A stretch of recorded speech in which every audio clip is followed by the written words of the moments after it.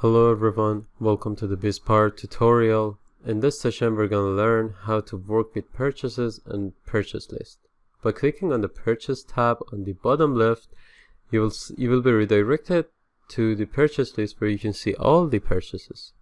By clicking on each purchase, you can see all the items that are in one purchase. For example, if I click on the first purchase, as you can see all the items of the clicked purchase are listed here. By clicking on the collapse button on each item, you will see all the serialized items. And for deleting each, you just need to swipe left and tap delete button. And we're going to save this purchase by clicking on the close button at the top left to save and exit from that purchase.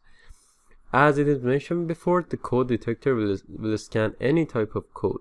Okay, now we're going to scan the purchase code. After searching the code, we'll see the purchase list of the code we just scanned. You might have noticed items are represented in three colors: red, green, and blue. Red is for the items that scan more times than it was supposed to be. And green is for the items that have exactly equal scanned items and the number of items that we were expecting before. And the blue is for the number of items that is less than the number of items we expect for. So for example, if I open this item and I try to delete one, and it says 9 out of 8. So if I delete one, it will turn green because it's matched right now. And if I delete another item, it will be turned to blue. So that means we have less items. We have less scanned items than the number of items we were expecting before.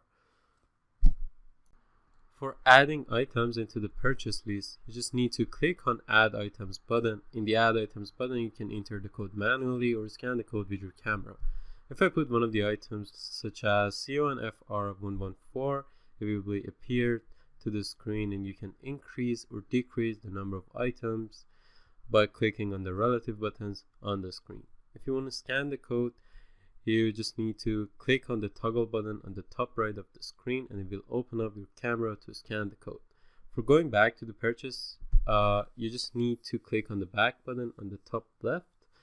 And notice there are two tabs on the screen: product group and scan group.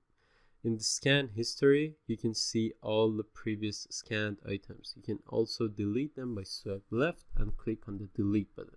One important note is that once you submitted the purchase, all these scanned items are going to get stored in this part database, and you cannot delete the items once they're submitted.